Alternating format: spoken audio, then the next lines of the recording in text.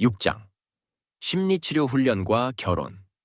수도회를 떠난 후 나는 즉시 비엔나로 이사하여 심리학자이자 정신분석가인 이고르 A. 카루조가 설립한 비엔나 심층 심리학 서클에서 교육 분석과 정신분석 훈련을 시작했습니다. 내가 입회했을 당시 카루조는 이미 잘츠부르크 대학교의 교수로 재직 중이었으며 좌파 지식인들과의 연계 덕분에 진보적인 대학 교수로서 그의 명성은 오스트리아 국경을 넘어 널리 퍼져 있었습니다. 그러나 그의 전기에서 어두운 면이 알려진 것은 거의 30년이 지난 후의 일이었습니다. 이에 대해서는 나중에 다루겠습니다. 경제적으로 나는 안정된 상태였습니다. 나는 유럽에서 가장 명망 높은 그룹 다이내믹스 전문가 집단의 일원이었으며 독일뿐만 아니라 스위스와 이탈리아 등 여러 나라에서 강의를 진행했습니다. 내 강의에는 신부부터 심리치료사에 이르기까지 다양한 사람들이 참석했으며 수도원에서 강의를 하는 경우도 많았습니다. 특히 수련자들에게는 신학 공부 외에 또 다른 직업을 배울 것을 조언했습니다. 대안이 있어야만 성직을 보다 자유롭게 선택할 수 있기 때문입니다. 그러나 수도원 밖의 생활은 나에게 매우 큰 변화였습니다. 나는 이미 45살이었고 독신이었습니다. 그전까지는 장을 보거나 청소를 하거나 요리를 하는 등의 일상적인 일들을 신경 쓸 필요가 전혀 없었습니다. 수도원에서는 그런 것들을 직접 할 필요가 없었기 때문입니다.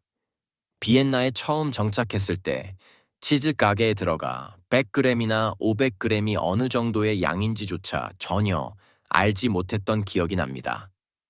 창피를 당하지 않기 위해 앞서 있던 한 여성이 주문한 것과 같은 양을 그대로 따라 주문했습니다.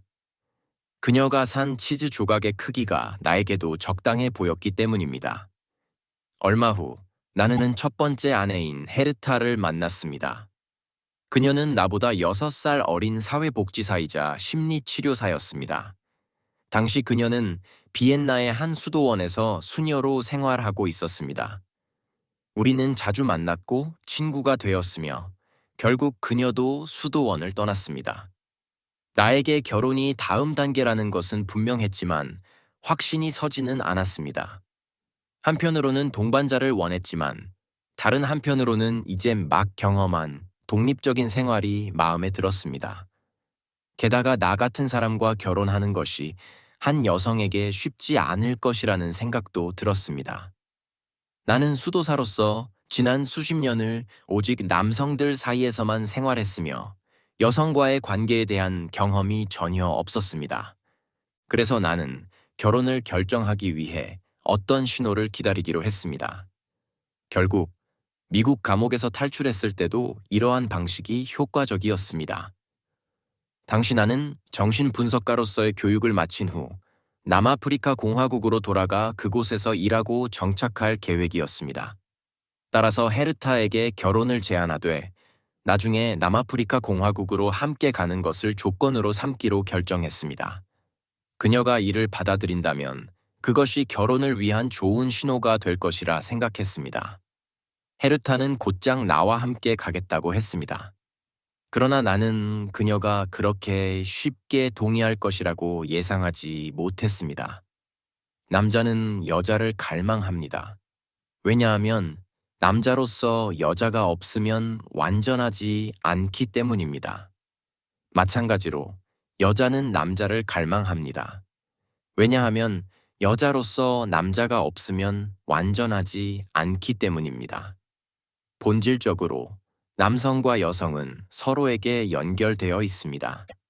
그렇기 때문에 남자는 여자를 아내로 삼고 결혼할 때 비로소 온전한 남자가 되며 여자는 남자를 남편으로 맞이하고 결혼할 때 비로소 온전한 여자가 되어 하나의 부부가 되는 것입니다. 두 사람이 맺은 관계가 본래의 의미를 다하기 위해서는 남자는 남자로서 존재하고 머물러야 하며 여자는 여자로서 존재하고 머물러야 합니다. 따라서 남자는 스스로 여성성을 가지려 하거나 여성처럼 되려는 시도를 포기해야 하며, 여자는 스스로 남성성을 가지려 하거나 남성처럼 되려는 시도를 포기해야 합니다.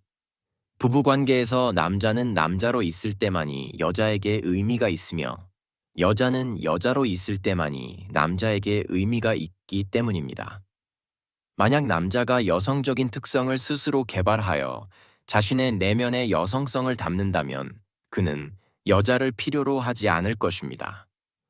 마찬가지로 여자가 남성적인 특성을 스스로 개발하여 자신의 내면에 남성성을 담는다면 그녀는 남자를 필요로 하지 않을 것입니다. 그렇기 때문에 많은 두 남성과 여성들이 반대성의 특성을 내면화한 채 혼자 살아갑니다. 그들은 스스로에게 만족하기 때문입니다.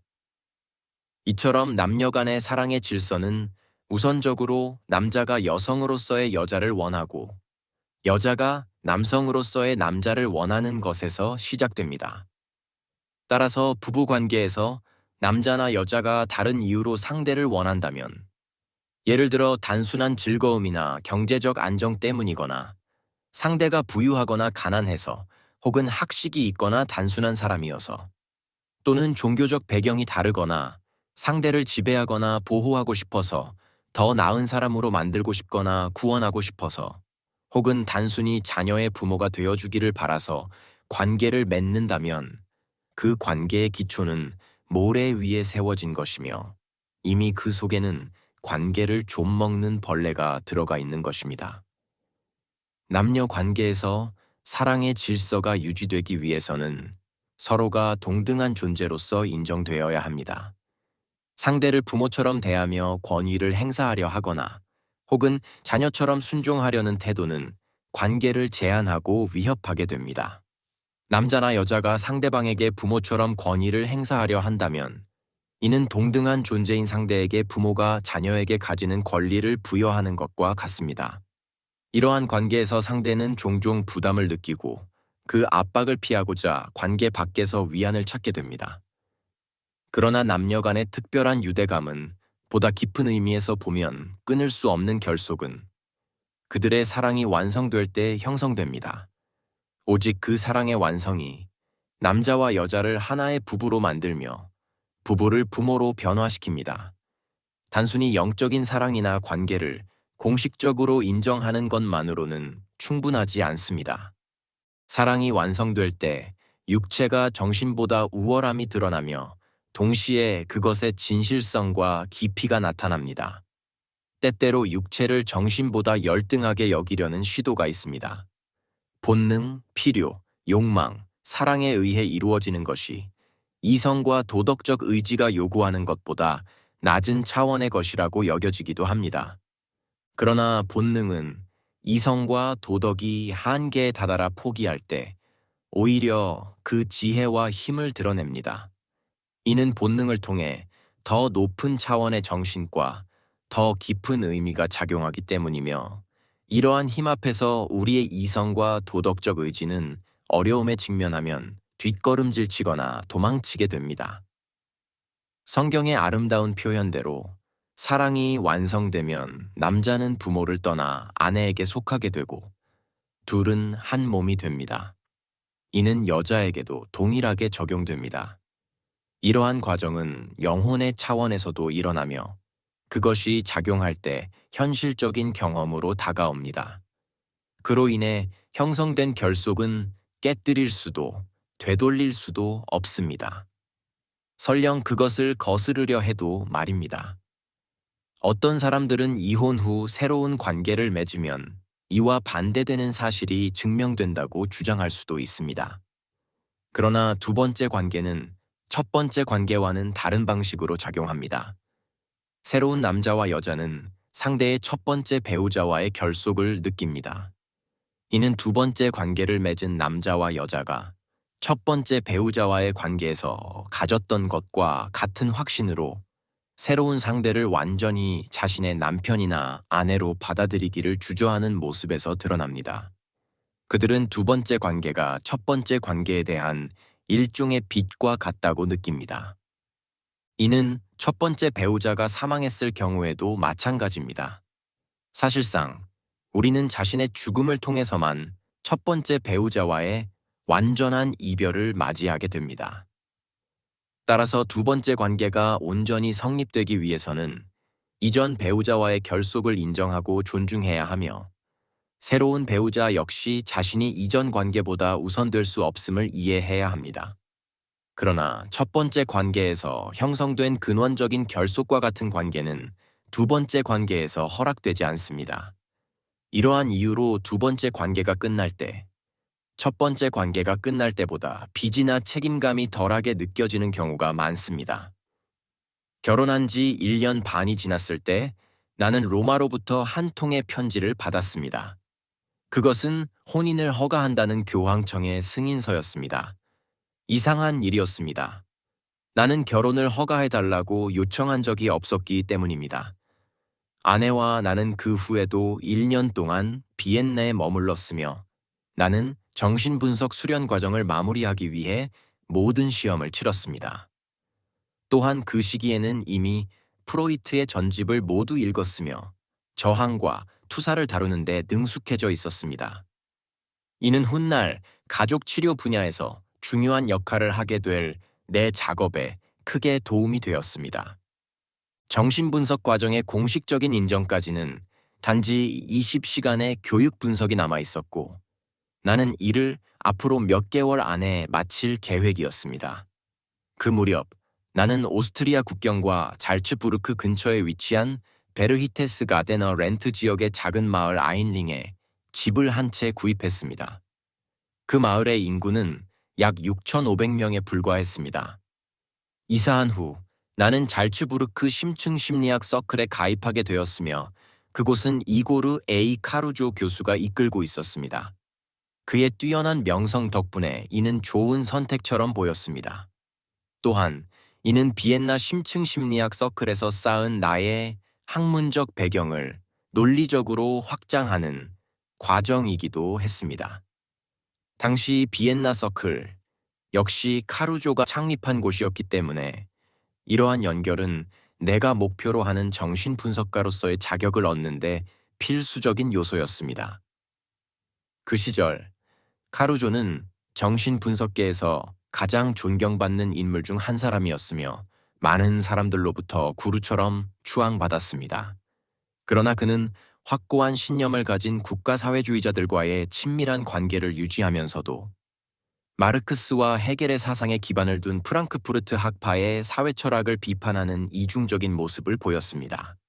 이러한 모순은 몇십 년이 지나서야 논의되었으며 이는 제3제국 시절의 인맥이 법조계와 마찬가지로 제2차 세계대전 이후에도 오랫동안 대중의 눈을 피하며 살아남았음을 보여주는 사례가 되었습니다. 나의 삶을 돌아보면 국가사회주의에 반대했던 내가 가끔씩 그 잔혹하고 비인간적인 체제의 공범자들과 다시금 마주치게 되는 것은 우리 세대에 내려진 하나의 저주처럼 느껴집니다. 이고르 알렉산더 그라프 카루조는 1914년 티라스폴, 현재 몰도바 트란스니스트리아에서 태어났습니다. 그의 가문은 러시아 남부 출신의 소귀족이었으며 10월 혁명 이후 러시아를 떠났습니다. 그는 벨기에에서 교육학을 전공하여 1937년에 학위를 취득한 후 교육지원센터에서 근무하였습니다. 2년 후 그는 에스토니아로 이주하여 첫 번째 아내인 이리나 그라우엔과 결혼하였습니다. 1942년 외부의 개입과 특히 이리나의 형부가 SS 16 대원으로 활동한 인맥 덕분에 부부는 오스트리아로 이주할 수 있었습니다. 카루조는 이 형부의 도움을 받아 오스트리아 빈의 유명한 청소년 보호기관인 암슈피겔 그룬트에서 교육자이자 전문가로 일할 기회를 얻었습니다. 이 기관에는 소아정신과 병원이라는 명목으로 운영되는 소아과 부서가 있었습니다. 이 시설에서 자행된 잔혹한 행위들은 2012년 오스트리아 빈시의 요청으로 라인하르트 지더와 안드레아 스미오스키가 작성한 빈시 아동보호소 내 아동에 대한 폭력이라는 500페이지가 넘는 최종 보고서에 상세히 기록되었습니다. 보고서에는 다음과 같이 서술되어 있습니다. 유전병과 선천적 질환을 가진 아동뿐만 아니라 정신지체 및 학습장애를 가진 미성년자들이 격리되어 의학 실험 대상으로 사용되었으며 결국 수백 명이 루미날로 살해에 당했다.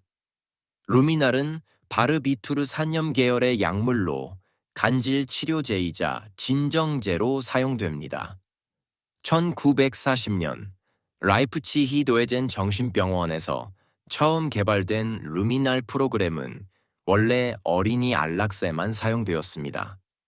이 과정에서 환자들은 며칠 동안 하루 3차례 과다 복용이 가능한 용량을 주사받았으며 영양실조 상태였던 그들은 결국 폐렴으로 사망하게 되었습니다. 보고서의 또 다른 부분에서는 암슈피겔그룬트에 대해 다음과 같이 기술하고 있습니다.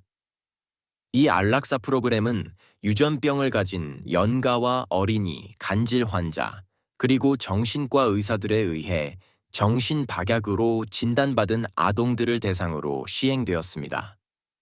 이들은 대부분 유아부서에 수용되었으며 이 부서는 내부적으로 제국위원회 부서로 불렸습니다.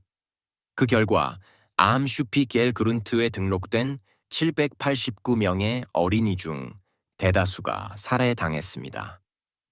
현재 기소 내용에 따르면 최소한 14명의 어린이가 카루조의 소견서에 의해 사망하였습니다. 그러나 카루조 본인은 이를 인정한 적이 없습니다. 1970년대 중반부터 카루조가 암슈피겔그룬트의 안락사 프로그램과 연루되었다는 증거가 일부 존재했지만 그의 책임이 명확해진 것은 2008년에 이르러서였습니다.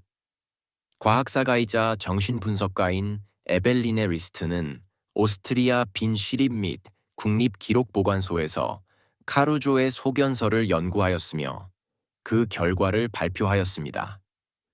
1942년 카루조는 빈의 데블링 정신병원으로 자리를 옮겼으며 그곳에서 정신과 의사였던 알프레드 프린츠폰, 아워스페르크와 가까운 친구가 되었습니다. 아워스페르크는 독일 국가사회주의 노동자당의 당원이었으며 1938년에는 SS 친위대의 일원이 되었습니다. 그는 SS 친위대의 최고 계급 중 하나인 SS 로텐휘러로 활동하며 SS 친위대 의료진의 일원이었습니다. 전쟁이 끝난 후 그는 국가사회주의의 추종자로 분류되었지만 안락사 프로그램에 직접 가담했다는 증거가 없었기 때문에 법적 처벌을 피할 수 있었습니다. 1946년 그는 가족과 함께 브라질로 도피하였으며 이후 남아메리카와 미국에서 활동하였습니다. 1953년 이후 여러 차례 유럽을 방문하였고 오스트리아에서도 영향력을 행사하였습니다. 카루조는 아워스페르크와의 긴밀한 관계로 인해 전쟁 후 프로이트 학파의 전통을 잇는 빈 정신분석학회에 가입할 수 없었습니다. 이에 따라 그는 비엔나 심층 심리학 서클을 창설하게 되었습니다.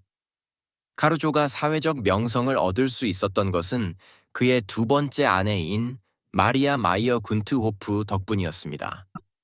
그녀는 오스트리아의 유력한 기업인이자 이후 오스트리아 산업협회의 공동 창립자이자 오랫동안 회장을 역임한 프란츠 요제프 마이어 군트호프의 딸이었습니다. 마이어 군트호프는 국가사회주의에 반대했던 인물로 이로 인해 마우트하우젠 강제수용소에 수감되었습니다. 카루조는 1952년부터 기독교 심리학을 전파하기 시작했으며 이로 인해 장인의 강제수용소 수감 경험은 그의 과거를 덮는 하나의 보호막이 되었습니다. 이후 카루조는 오스트리아 빈 상류층과 성직자들 사이에서 선호받는 정신분석가로 자리 잡았으며 나아가 좌파 지식인들과의 교류 및 마르크스와 헤르베르트 마르쿠제를 수용하면서 2068년 학생운동의 주요 지도자 중 한 명이 되었습니다. 카루조는 1956년부터 남아메리카에서 초빙 교수로 강연을 했으며 본인의 주장에 따르면 브라질에서 교수직을 맡았다고 합니다. 1966년부터 1967년까지 그는 그라츠 대학교 의과대학에서 강의하였으며 이후 잘츠부르크 대학교에서 조교수로 임명되었습니다.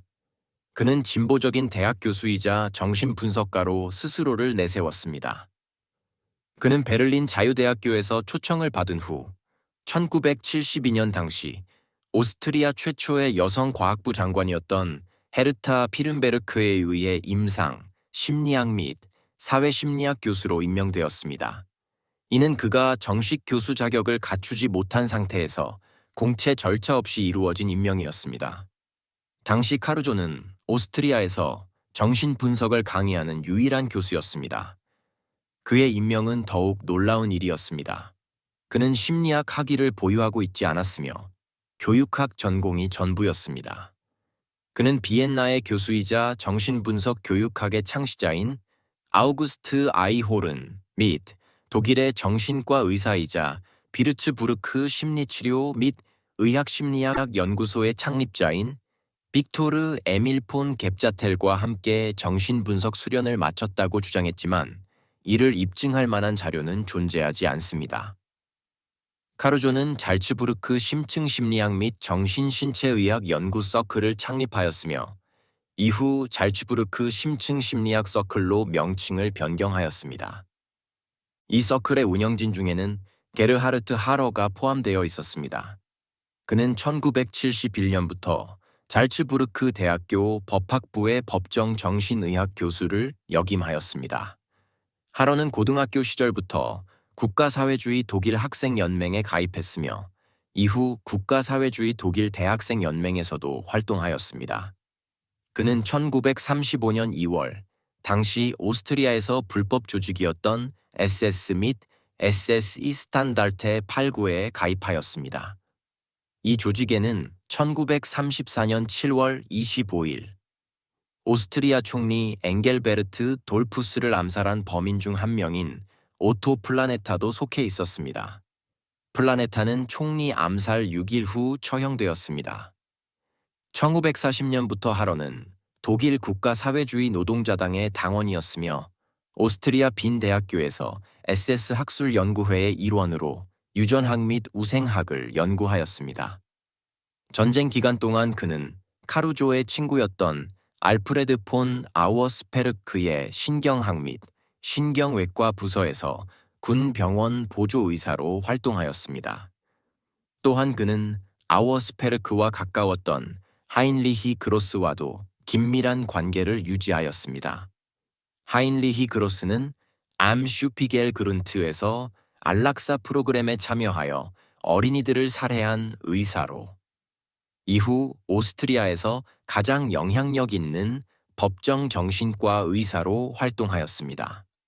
암 슈피겔 그룬트에서 그로스는 공기 뇌조 영수를 포함한 의학 실험을 진행하였습니다. 이 실험에서는 환자의 척추강을 통해 공기를 주입하여 또 뇌방사선을 촬영하였습니다. 연구진은 이를 통해 결절성 경화증, TSC1 또는 TSC2 유전자 돌연변이로 인해 세포가 비정상적으로 증식하여 종양을 형성하는 질환이 살아있는 환자에게서 확인될 수 있는지를 연구하였습니다. 하인리히 그로스의 과거가 밝혀진 것은 1975년이었지만 그는 법적으로 처벌받지 않았습니다. 살인 혐의는 공소시효가 만료되었고 1997년 오스트리아 검찰은 살인 혐의로 기소하는 것을 강력히 거부하였습니다. 이후 그는 신문을 받을 수 없는 상태라는 이유로 2000년 3월 21일로 예정된 재판이 무기한 연기되었습니다. 그는 2005년에 사망하였습니다. 1962년 새롭게 재건된 잘츠부르크 대학교에서 카루조는 비엔나 시절의 친구이자 제자였던 하이모 가스타거 교수와 빌헬름 요제프 리버스 교수와 만났습니다. 가스타거는 정신병리학 교수, 리버스는 심리학 교수였습니다. 이들은 함께 인간 중심의 심층 심리학을 연구하는 삼두정 트리엄비라테를 형성하였으며 국내외에서 학생들을 끌어모았습니다. 또한 그들은 1968년 세대가 관심을 가질 만한 사회적 주제들을 논의의 장으로 끌어들였습니다. 내가 잘츠부르크 심층 심리학 서클에 가입했을 당시 이러한 배경들은 대중에게 거의 알려져 있지 않았습니다. 카루조의 명성은 여전히 흠집 없이 유지되고 있었습니다. 그러나 시간이 흐르면서 그의 과거를 알게 되었고 나는 큰 충격을 받았습니다. 첫째, 그가 연루된 범죄의 잔혹성에 경악했습니다. 둘째, 그는 완전한 도덕적 신뢰를 가장했으며 나는 이에 철저히 속았다는 사실에 배신감을 느꼈습니다. 셋째, 그의 과거가 밝혀지면서 우리 모두가 직면해야 할 깊고 어두운 시면이 드러났기 때문입니다. 그러나 가장 두려운 시면은 우리 내면에 존재하는 시면입니다. 우리는 그것을 직면하는 것을 피하려 합니다. 그 속으로 빠져들어 삼켜질까 두려워합니다. 우리는 그 시면이 우리를 집어삼키지 못하도록 방어합니다. 그리고 우리는 그것을 부정합니다.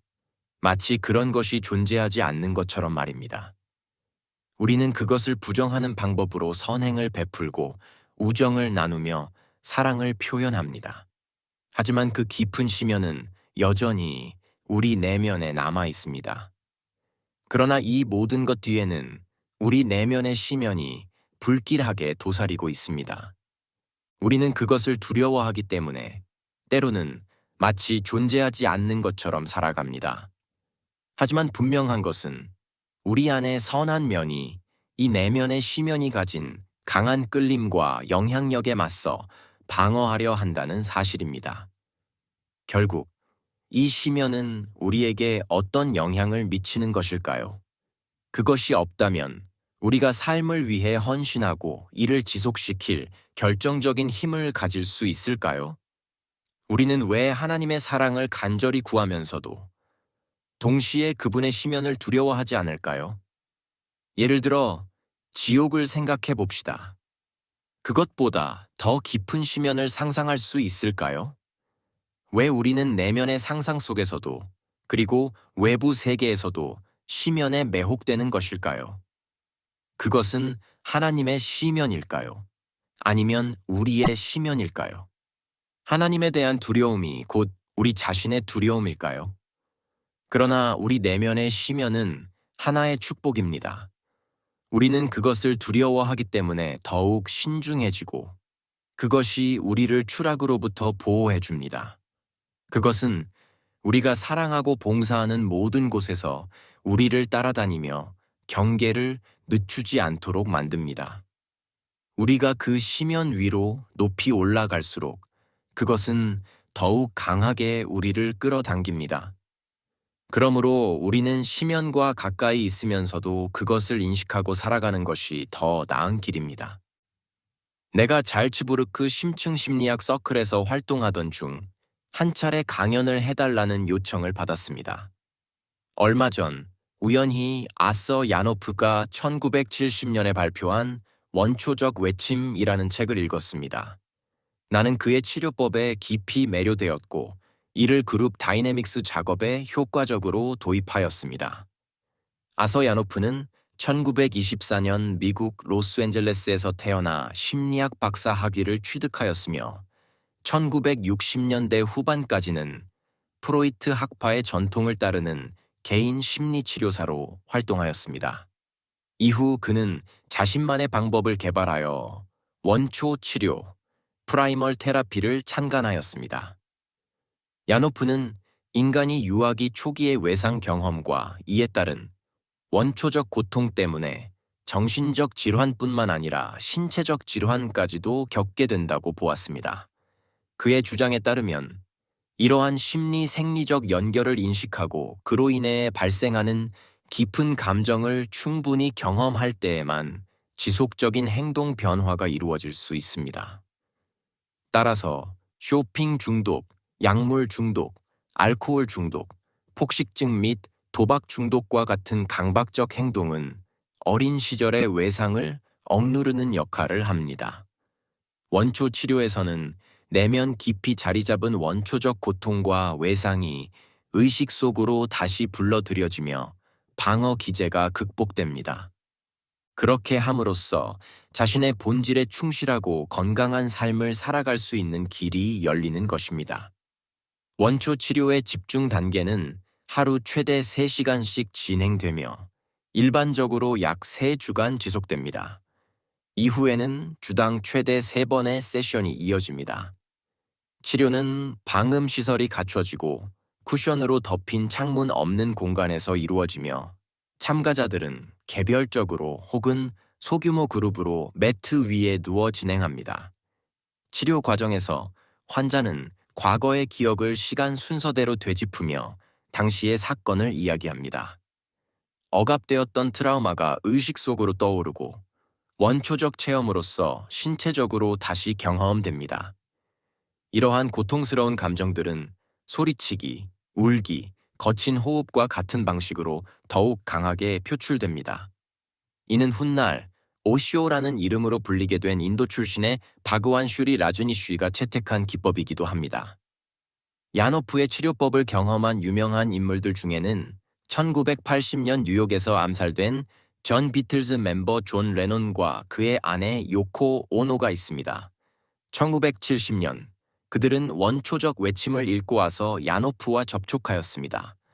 존 레논은 특히 부모와의 관계에서 깊은 상처를 안고 있었습니다. 그의 아버지는 그가 갓난아기일 때 가족을 버렸으며 어머니인 줄리아 레논은 그를 키울 여력이 없어 여동생인 미미 스미스에게 맡겼습니다. 존 레논은 어머니와 약 10년이 지나서야 다시 가까워질 수 있었습니다. 그러나 1958년 그는 또 한 번 큰 상처를 겪게 됩니다. 어머니 줄리아가 비번 중이던 만취한 경찰의 차량에 치여 사망한 것입니다. 당시 존 레논은 17살이었으며 이제 막 어머니와 다시 관계를 맺어가던 시기였습니다.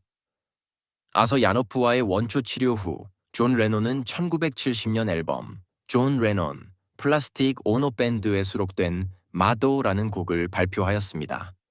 이 곡에서 그는 다음과 같이 노래합니다. 어머니, 당신은 나를 낳았지만 나는 당신을 가질 수 없었어요. 아버지, 당신은 나를 떠났지만 나는 당신을 떠나지 않았어요. 곡의 마지막에서는 엄마, 떠나지 마세요. 아빠, 집에 돌아와 주세요. 라는 후렴구가 점점 절규로 변해내 갑니다. 이는 완전한 원초적 외침 그 자체였습니다. 나는 잘츠부르크 심층 심리학 서클에서 아서 야노프의 원초적 외침에 대한 강연을 진행했지만 이 강연은 호응을 얻지 못했습니다. 이후 카루조 교수가 나를 불러 말했습니다. 그는 더 이상 나를 서클의 회원으로 받아들일 수 없다고 하였습니다. 결국 나는 강제로 제명되었습니다. 하지만 그것뿐만이 아니었습니다. 그는 나에게 정신분석가로서의 공식 인정도 거부하겠다고 선언하였습니다. 그리고 덧붙여 말했습니다. 나는 정교회의 주교로서 예수운동 출신의 사람을 받아들일 수 없습니다. 예수운동은 미국 서부에서 시작된 기독교 운동으로 1970년대 초반 절정에 이르며 유럽으로 확산되었습니다. 이 운동은 일부 히피 문화의 영향을 받았으며 구성원들은 공동체 생활을 하며 기존 교회 제도화된 의식과 시스템에 반대하였습니다. 그들의 목표는 예수가 진정으로 원했던 것을 회복하는 것이었습니다. 카루조의 발언을 비유적으로 해석하자면 그는 자신을 정신분석이라는 성배를 수호하는 사람으로 여겼으며 정신분석 이외의 다른 치료법이나 새로운 방법을 받아들일 수 없다고 선언한 것이었습니다. 사실 그의 발언은 가톨릭 교회의 반근대주의 서약과 다를 바 없었습니다. 그러나 몇 년 후 나는 미넨 정신분석 서클에서 정신분석가로서의 자격을 인정받았습니다. 1982년 나는 바이에른 건강보험 의사회로부터 비의료적 심리치료사 자격을 승인받았습니다. 이 자격은 큰 심리치료, 범주에 해당하는 것이었습니다. 하지만 이후 나는 개인 및 그룹 치료를 제공하지 않았으며 새로운 심리치료법 관련 법률에 따라 심리치료사로 활동하는 것도 그만두면서 해당 자격을 반납하였습니다. 돌이켜보면 잘츠부르크 심층 심리학 서클에서의 제명보다 더 나은 일은 없었습니다. 나는 혼란스러운 늪에서 벗어나 새로운 길을 찾게 되었습니다. 결국 그 사건이 없었다면 나는 훗날 가족 세우기를 창시할 수 없었을 것입니다. 처음에는 나 자신을 더욱 풍요롭게 해줄 다양한 치료법을 찾아 나섰습니다. 그 과정에서 미국의 심리치료사이자 정신분석가이며 그룹 분석가인 파니타 잉글리시의 강좌에 참여하였습니다. 이 자서전을 집필할 당시 그녀는 102세를 앞두고 있었습니다. 그녀는 미국 정신과 의사 에릭 번이 개발한 교류 분석을 발전시킨 인물이었습니다. 이 이론은 개인의 현실 인식과 자신의 인생 이야기, 형성 방식에 대한 해석을 위해 의사소통 패턴을 분석하는 기법입니다. 1969년 에릭 번은 혁신적인 저서 안녕하세요 라고 말한 이후에 당신은 무엇을 말하는가? 인간 운명의 심리학을 출간하였습니다. 이 책에서는 교류 분석의 핵심 개념 중 하나인 인생 각본 이론이 다뤄집니다. 파니타 잉글리시는 에릭 번의 제자로서 강의에서도 이 이론을 심층적으로 소개하였습니다. 각본 이론은 모든 인간이 자신만의 무의식적인 삶의 프로그램, 즉 스크립트를 따라 살아간다는 개념을 바탕으로 합니다.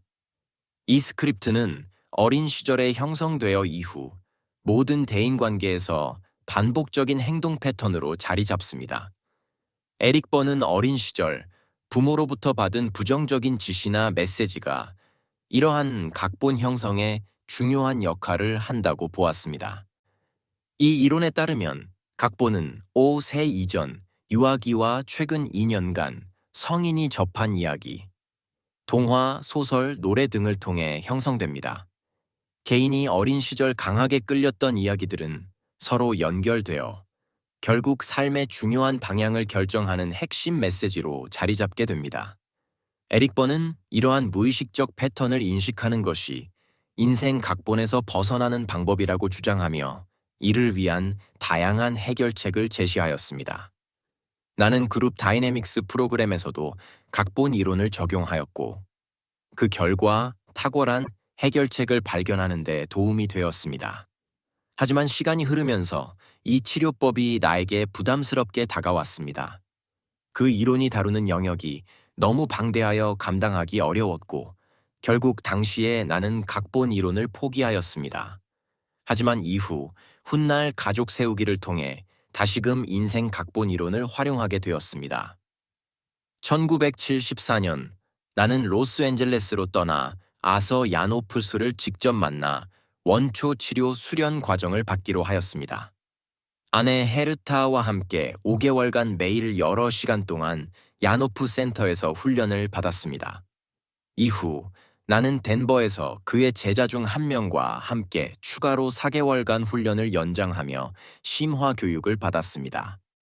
야노프 연구소에서 원초 치료 수련을 시작하기 전에 나는 그의 사무실로 불려갔습니다. 그곳에서 나에게 10장 분량의 계약서가 제시되었습니다. 이 계약서에는 훗날 내가 수행해야 할 사항들이 상세히 나열되어 있었습니다. 예를 들어 내 수입의 일정 비율을 야노프에게 지급해야 한다는 조항도 포함되어 있었습니다. 나는 계약서를 제대로 읽지 않은 채 즉시 서명하였습니다. 그리고 그 후에는 신경 쓰지 않았습니다. 나는 약속을 쉽게 하는 편입니다. 어떤 약속을 하든 별로 개의치 않습니다. 어차피 나중에는 내가 옳다고 생각하는 대로 행동하기 때문입니다. 이러한 점에서 나는 도덕적 잣대를 넘어선 상태에 있다고 볼 수 있습니다. 사실 누군가가 굳이 약속을 받고 싶어 한다면 그 사람은 그 약속을 받을 자격이 없는 경우가 대부분입니다. 하지만 나는 어쨌든 약속을 합니다. 그러면 상대는 만족하고 나는 자유로워집니다. 야노프의 다른 수련생들은 계약 조건에 반발하였고 결국 그의 보복을 당하게 되었습니다.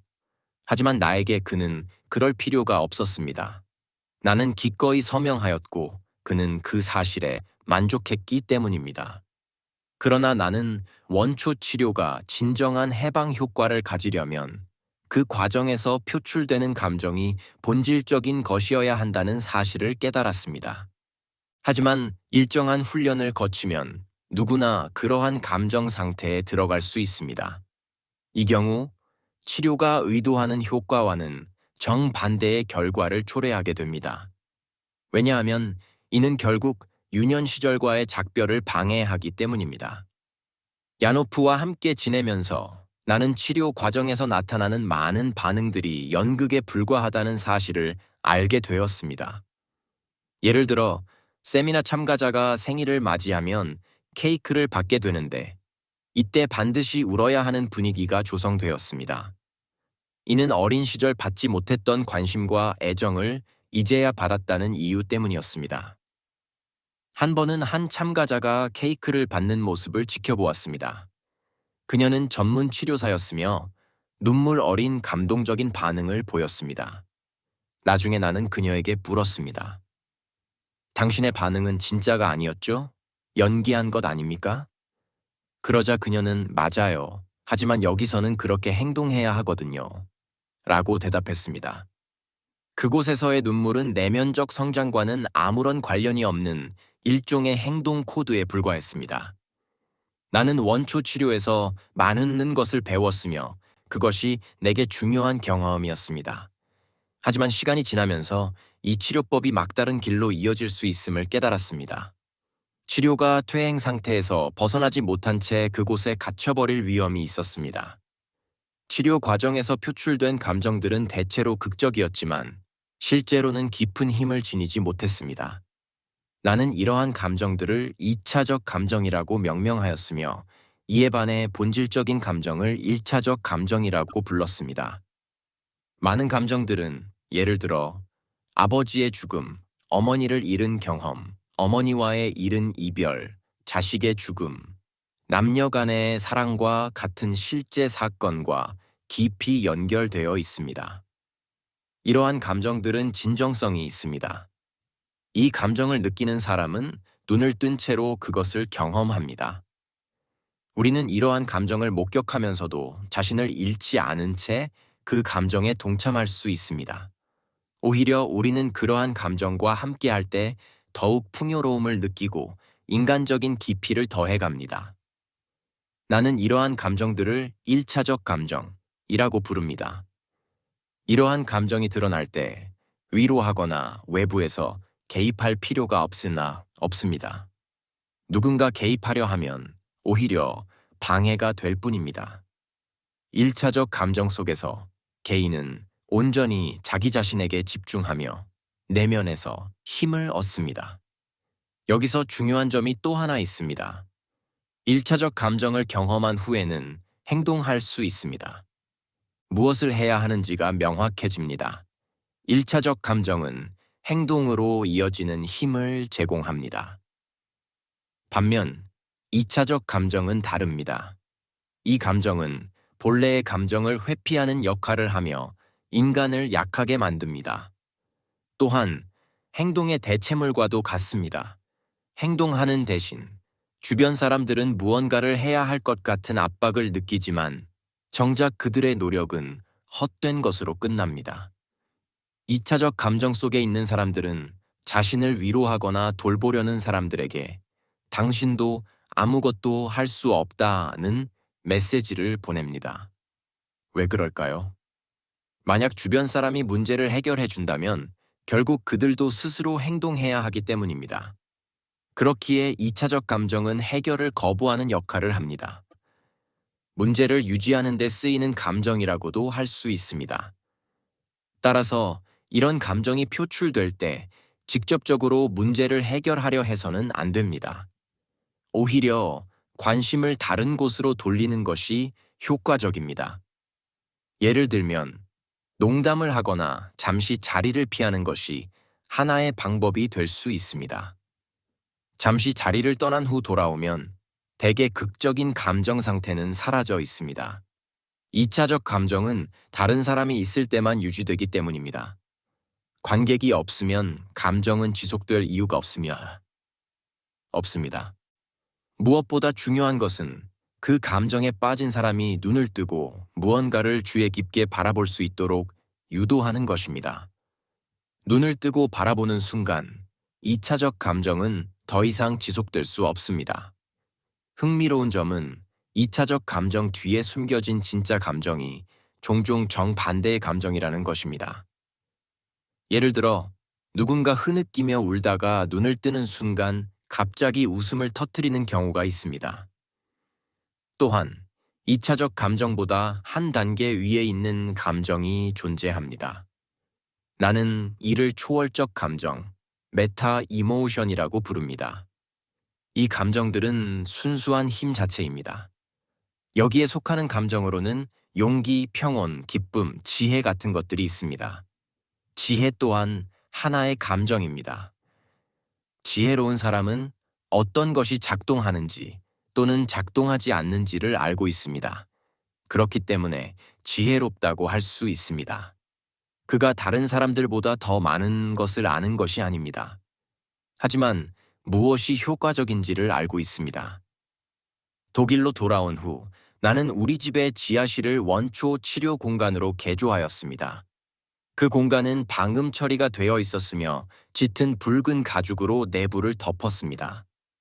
매일 약 3시간 동안 그룹 세션을 2차례 진행하였으며 각 그룹에는 10명의 참가자가 있었습니다. 또한 개인 치료 세션도 하루 2차례 추가로 진행하였습니다. 처음에는 4개월 과정의 원초 치료 프로그램을 운영하였지만 이후 4주 과정으로 단축하였습니다. 짧은 기간이더라도 효과는 동일하였습니다. 이후 나는 원초 치료와 각본 이론을 결합하였으며 치료 방법의 우선순위도 변화시켰습니다. 예를 들어 5일간 진행되는 치료 과정에서는 4일을 각본 이론에 할애하고 원초 치료는 단 하루만 진행하였습니다. 시간이 지나면서 나는 진정한 원초적 고통과 결정적인 내적 상처는 중단된 움직임에서 비롯된다는 사실을 깨닫게 되었습니다. 따라서 치료자는 내담자가 다시 한번 자신의 탄생을 경험할 수 있도록 돕습니다. 이후 내담자가 부모를 향해 나아갈 수 있도록 지원합니다. 이것이 전부입니다. 그것만으로 충분합니다. 내 강의에는 심리학자, 정신과 의사, 심리치료사뿐만 아니라 경영자나 예술가와 같은 비전문가들도 참여하였습니다. 또한 나는 심리치료사들을 대상으로 자택에서 슈퍼비전 세미나를 개최하였으며 이 세미나에서는 치료사들이 자신들의 임상 사례를 자유롭게 논의할 수 있었습니다. 1974년 나는 린다우 심리치료 주간에서 교류 분석 강좌를 열었습니다. 이 행사는 1970년대 초반까지만 해도 학술회의 중심의 행사였으나 시간이 지나면서 세미나 및 실습까지 포함하는 보다 폭넓은 프로그램으로 발전하였습니다. 같은 해 나는 신경과 전문의이자 정신과 의사이며 심리치료사였던 리디거 로골 박사에게도 비슷한 워크숍을 진행하였습니다. 그는 당시 유럽에서 가장 권위 있는 교류 분석가 중 한 명으로 평가받고 있었으며 오랜 기간 미국의 여러 병원에서 활동하였고 교류 분석 창시자인 에릭 번에게 직접 배운 경험이 있었습니다. 나는 린다우 심리치료 주간을 통해 리디거 로골과 인연을 맺었으며 이는 단순한 협업을 넘어 깊은 우정으로 발전하였습니다. 그 후 리디거 로골은 내 원초 치료 과정 중 하나에 직접 참여하였으며 이후 수년간 나에게 슈퍼비전을 받기 위해 찾아왔습니다. 동시에 나는 그를 내 원초 치료 과정의 슈퍼바이저로 초대하기도 하였습니다. 1977년 나는 독일 교류 분석 학회에 가입하기 위해 교류 분석에 대한 추가 수련을 리디거 로골에게 받았습니다. 그러나 잘츠부르크 심층 심리학 서클에서와 마찬가지로 나는 또다시 거부당했습니다. 그렇지만 이번에도 이는 나에게 행운이었습니다. 나는 50세가 될 때까지 끊임없이 새로운 치료법을 배우려 했습니다. 그 이유는 아직 내면적으로 충분히 준비되지 않았으며 스스로에 대한 해답을 찾지 못했기 때문입니다. 나는 배우는 모든 것을 나 자신과 타인에게 직접 적용해 보았습니다. 이를 통해 방대한 치료적 경험을 축적할 수 있었습니다. 그러나 나는 공식적인 자격증이나 학회 가입에는 전혀 관심이 없었습니다. 왜냐하면 자격증이나 협회 틀에 갇히게 되면 특정 그룹의 신념과 규범에 묶이게 될 것이기 때문입니다. 나는 어떤 조직에도 내 사고를 지배하도록 허용하지 않았습니다. 나는 미국의 정신과 의사 밀턴 에릭슨의 최면 치료에 깊은 인상을 받았습니다. 그는 모든 인간이 자신의 무의식 속에 스스로를 치유할 수 있는 능력을 지니고 있으며 이를 최면 상태, 트랜스에서 활성화할 수 있다고 주장하였습니다. 즉, 그는 각 개인의 고유한 특성과 이에 맞는 접근 방식의 중요성을 강조하였습니다. 밀턴 에릭슨은 내담자를 깊이 존중하며 그들의 미세한 움직임조차도 세심하게 관찰하였습니다. 그는 작은 움직임이 가장 중요한 신호이며 진정한 욕구를 드러내는 단서라고 보았습니다. 이는 종종 내담자가 말하는 내용과 반대되는 의미를 지니기도 했습니다. 예를 들어 어떤 사람이 이야기를 하면서도 고개를 부정적으로 흔들고 있다면 그가 말하는 내용이 실제로는 진실이 아닐 가능성이 큽니다. 나는 이러한 통찰을 바탕으로 가족 세우기 치료를 발전시키는 데 많은 도움을 받았습니다. 나는 밀턴 에릭슨의 최면 치료에서 단순한 개념의 중요성을 배웠습니다. 그 결과 가족 세우기에서는 난해한 전문 용어를 사용하지 않습니다. 모든 사람이 즉시 이해할 수 있도록 쉽게 표현하는 것이 중요합니다. 예를 들어 나는 동일시라는 개념을 사용하지 않고 대신 내면에 자리 잡은 감정이라는 표현을 씁니다. 나는 밀턴 에릭슨의 최면 치료에 대한 더 깊은 이해를 그의 3명의 제자에게서 얻었습니다. 먼저 제프리 K. 지그와 스티븐 R. 랭크턴입니다. 그들은 에릭슨의 치료 기법을 체계화하고 설명하는 강의 및 저서를 통해 높은 평가를 받았습니다. 그리고 후에 스티븐 길리건의 연구에 깊은 감명을 받았습니다. 그는 밀턴 에릭슨의 최면 치료 기법을 발전시켜 자기 관계 심리 치료를 찬간하였습니다. 이 치료법에서는 부정적인 사고를 긍정적인 에너지로 전환하도록 내담자를 유도합니다. 그는 이를 위해 일본 무술인 아이키도, 불교, 명상의 요소를 결합하여 치료에 활용하였습니다.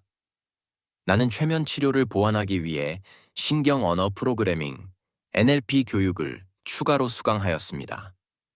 NLP는 본질적으로 확장된 형태의 응용 최면 치료라고 할 수 있습니다. 이 방법의 핵심은 언어를 활용하여 사고와 행동에 영향을 미치는 것입니다. 이를 통해 고정관념을 유연하게 만들고 내면의 경직된 이미지들을 미세한 변화를 통해 풀어내는 법을 배웁니다. 또한 NLP는 자신과 타인을 보다 깊이 이해하는 데 도움을 주며 원활한 소통과 성공적인 관계 형성에 기여합니다. 나는 NLP 관련 강좌를 개설하여 진행하기도 하였으나 최면 치료와 NLP를 통해 즉흥적인 이야기의 치료적 중요성을 더욱 깊이 깨닫게 되었습니다.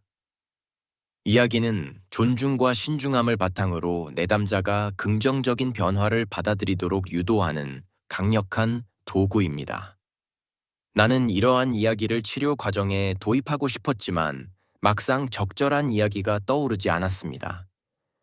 그러던 중 한 강의에서 어느 참가자가 갑자기 나에게 이야기를 하나 들려주세요 라고 말했습니다. 이것이 결정적인 계기가 되었습니다. 그 순간 아무런 준비도 없이 자연스럽게 작은 오르푸스와 큰 오르푸스의 이야기가 떠올랐습니다. 나는 이 이야기를 매우 좋아합니다. 왜냐하면 이 이야기는 삶에서 진정으로 중요한 것이 무엇인지 보여주기 때문입니다. 행복은 매혹적이면서도 속기 쉬운 것, 매력적이면서도 위험한 것처럼 보입니다.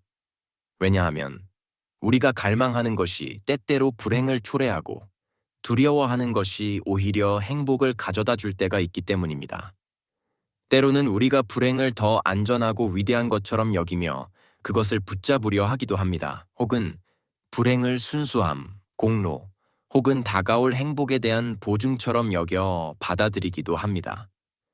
이처럼 우리는 행복을 사소하고 일시적이며 덧없는 것으로 폄하하거나 죄책감, 배신, 신성모독 혹은 곧 다가올 불행의 신호로 두려워하기도 합니다. 그래서 나는 이 이야기를 행복의 두 모습이라 부르게 되었습니다. 행복의 두 모습. 아주 먼 옛날, 신들이 인간에게 아직 가까이 머물던 시절, 오르페우스라는 이름을 가진 두 명의 가수가 작은 마을에 살고 있었습니다. 그중 한 명은 위대한 오르페우스였습니다. 그는 기타의 전신인 기타라를 발명하였으며 그가 현을 퉁기며 노래를 부를 때면 자연마저 그의 음악에 매혹되었습니다. 맹수들은 그의 발치에 얌전히 드러누웠고 거대한 나무들은 그를 향해 몸을 기울였습니다. 어느 것도 그의 음악 앞에서 저항할 수 없었습니다. 그는 위대했기에 세상에서 가장 아름다운 여인을 사랑하게 되었습니다. 그러나 그 순간부터 그의 몰락이 시작되었습니다. 그의 아름다운 아내, 에우리디케는 결혼식 도중 죽음에 이르렀습니다. 그가 축배를 들기도 전에 가득 찬 술잔은 바닥에 부딪혀 산산조각이 났습니다. 그러나 위대한 오르페우스에게 죽음은 끝이 아니었습니다. 그는 자신의 탁월한 음악적 재능을 이용해 저승의 문을 찾아냈고 망자의 나라로 내려갔으며 망각의 강을 건넜고 저승의 문지기, 세 개의 머리를 가진 게케르베로스를 지나쳐 죽은 자들의 신의 왕좌 앞에 살아있는 모습으로 나타났습니다. 그곳에서 그는 노래를 불렀고 저승의 신마저 감동시켰습니다. 마침내 저승의 신은 에우리디케를 풀어주겠다고 약속했습니다. 그러나 조건이 있었습니다. 저승을 완전히 벗어날 때까지 절대 뒤돌아보지 말아야 한다. 오르페우스는 너무나 기뻤습니다. 그는 이 조건 속에 담긴 조롱을 알아채지 못했습니다. 그는 아내의 발소리를 들으며 삶으로 향하는 길을 따라 올라갔습니다. 그들은 케르베로스를 무사히 지나 망각의 강을 다시 건너 빛을 향한 계단을 오르며 멀리서 햇살을 바라보았습니다. 그때 비명이 들려왔습니다. 우리 디케가 발을 헛디디며 넘어졌습니다. 순간적으로 놀란 오르페우스는 반사적으로 고개를 돌렸습니다. 그러자 그는 우리 디케가 어둠 속으로 사라지는 마지막 순간을 목격하였습니다. 그는 완전히 혼자가 되었습니다. 절망에 빠진 그는 이별의 노래를 불렀습니다. 아, 나는 그녀를 잃었다. 나의 모든 행복이 사라졌다. 그는 다시 지상으로 돌아왔지만 이미 한 번 죽음의 세계를 경험한 그의 삶은 더 이상 이전과 같지 않았습니다. 그 후 술에 취한 여인들이 그를 새로운 축제의 기쁨 속으로 초대하였으나 그는 이를 거절하였습니다. 그러자 그들은 그를 산채로 찢어버렸습니다. 그토록 그의 불행은 크고 그의 예술은 헛된 것이었습니다. 그러나 그의 이름은 온 세상에 알려졌습니다. 다른 한 명의 오르페우스는 작은 오르페우스였습니다. 그는 단순한 음유시인에 불과하였습니다.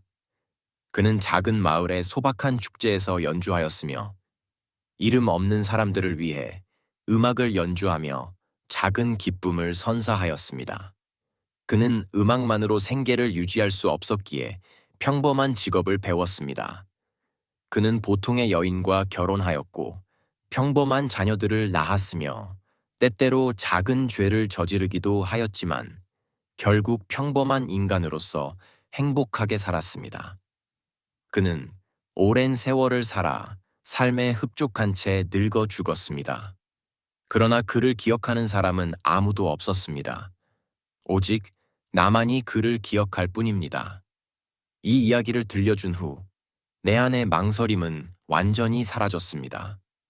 그 후 나는 수많은 이야기들을 써 내려갔습니다. 이야기들은 특정한 상황 속에서 자연스럽게 떠올랐으며 나는 오늘날까지도 세미나에서 이러한 이야기들을 활용하고 있습니다. 많은 경우 이야기들은 어떤 특정한 내담자를 위해 만들어집니다. 그러나 나는 이를 굳이 밝히지 않습니다. 나는 항상 그 이야기를 모든 그룹 구성원에게 들려줍니다. 그러면 놀랍게도 다른 사람들 역시 그 이야기 속에서 깊이 감동을 받습니다. 예를 들어, 다음에 소개할 이야기는 천식으로 고통받던 한 내담자를 위해 만들어졌던 이야기였습니다. 정리.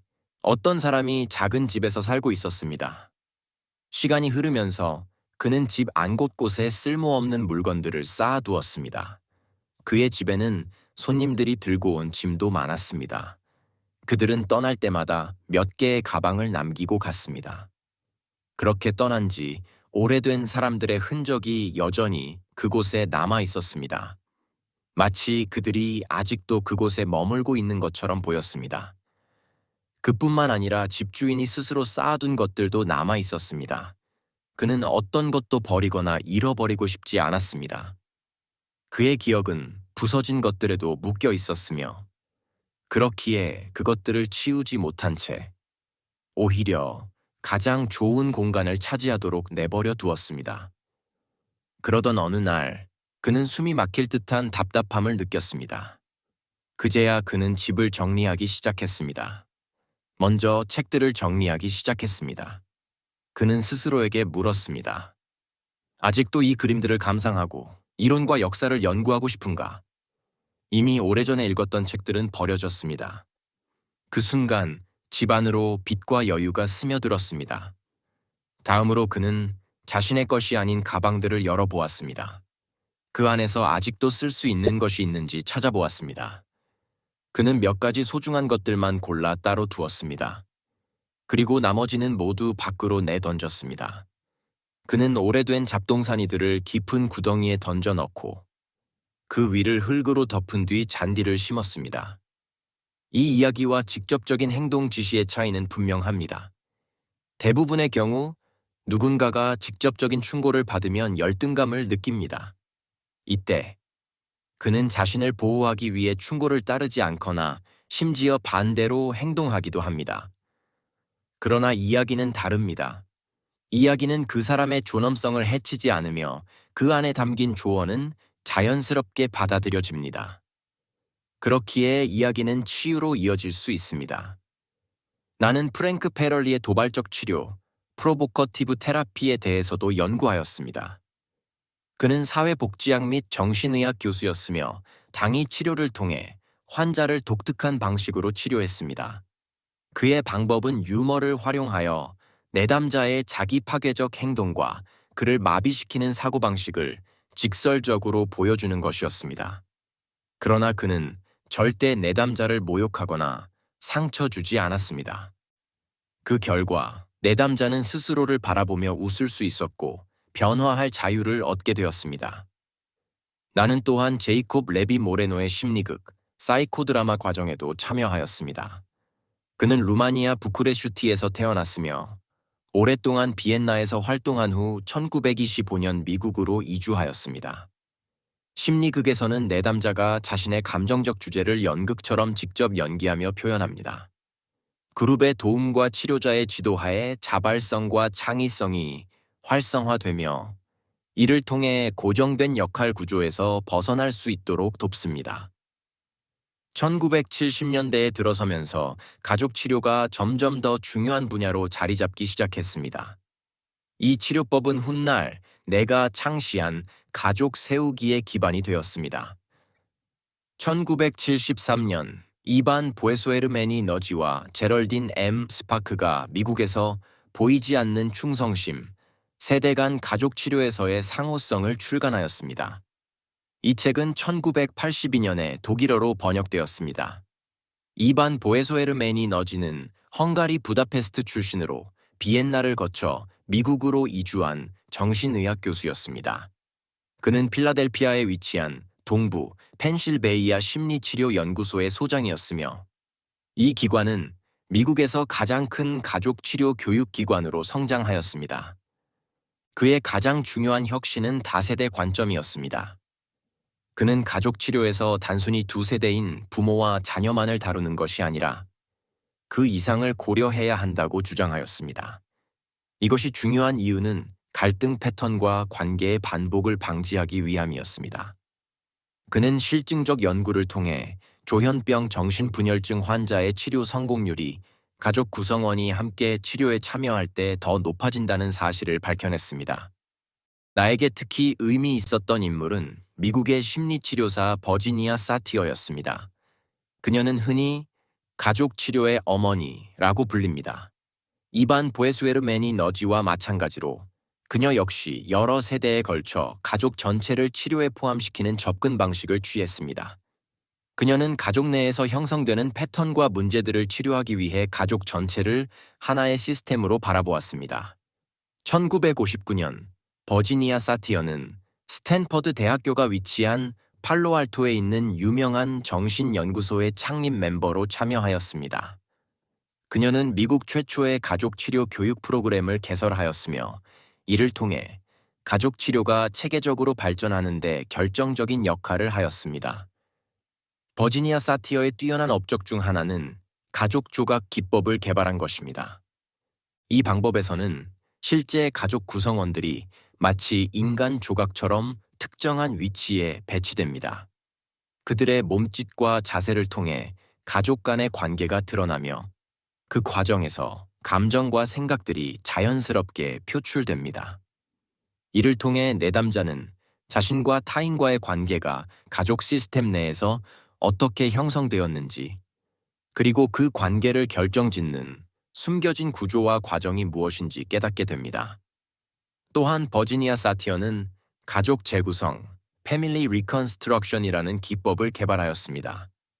이 방법은 사이코드라마와 게슈탈트 치료가 결합된 형태로 내담자가 가족 내 다양한 역할을 직접 맡으며 과거의 중요한 사건이나 트라우마를 다시 체험하도록 유도하는 과정입니다. 이 과정을 통해 내담자는 자신의 관점을 변화시킬 수 있습니다. 나는 체코슬로바키아 출신의 심리학자 이리나 프레콥과 깊은 인연을 맺고 우정을 쌓았습니다. 그녀는 1970년 독일로 이주하였으며 포옹치료, 홀딩 테라피로 알려진 기법을 연구하였습니다. 이후 우리는 함께 세미나를 개최하였으며 그녀의 포옹치료와 나의 가족 세우기를 결합한 프로그램을 진행하였습니다. 1980년대 초 나는 린다우 심리치료 주간에서 테아 스웬펠더 교수의 강좌에 참여하였습니다.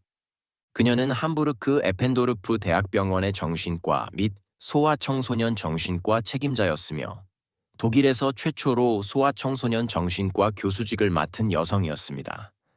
바로 그녀를 통해 나는 가족 세우기를 접하게 되었습니다. 테아 스웬펠더는 가족 조각 기법을 활용하였으나 실제 가족 구성원을 사용하지 않았습니다. 대신 그룹 내에서 내담자의 가족을 대신할 대역들을 배치하는 방법을 사용하였습니다.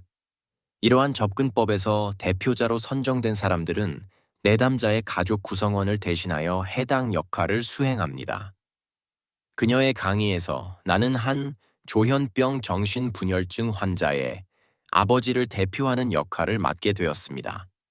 나는 그런 경험이 전혀 없었지만 자신감과 낙관적인 태도로 이 배치에 참여하였습니다. 그러던 중 테아 샘펠더가 내 앞에 있던 환자 역할의 대표를 움직였습니다. 바로 그 순간 나는 깊은 구덩이 속으로 빠져드는 느낌을 받았습니다. 나는 더 이상 나 자신이 아니었습니다. 그리고 마지막에는 마치 새로운 세계에 있는 듯한 감각을 경험하였습니다. 넓고 평온한 풍경 속에 서 있는 듯한 느낌이었습니다. 이후 나는 다시 린다우 심리치료 주간에서 테아 스웬펠더를 만났으며 그녀의 작업에 다시 한번 깊은 감동을 받았습니다. 그러나 그때의 경험이 정확히 무엇이었는지는 이해할 수 없었습니다.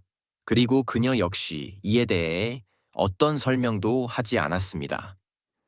그 후 나는 미국 로키 산맥 정상에 위치한 스노우 메스에서 4주간의 가족 치료 세미나에 참여하였습니다. 이 세미나는 미국의 가족 치료 전문가 루스 맥클랜던과 레스 카디스가 진행하였습니다. 여기에서도 나는 대표자로 참여하였고 또다시 극적인 감정을 경험하였습니다. 그러나 여전히 그 경험의 의미를 완전히 이해할 수 없었습니다. 그리고 이번에도 맥클랜던과 카디스는 별다른 설명을 해주지 않았습니다.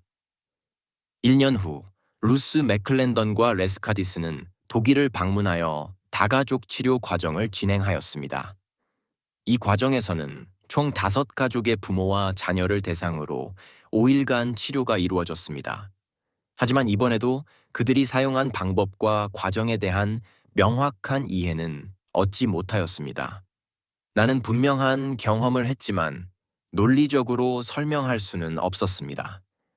그러나 한 가지는 확실하게 깨달을 수 있었습니다. 바로 이것이 미래라는 점이었습니다.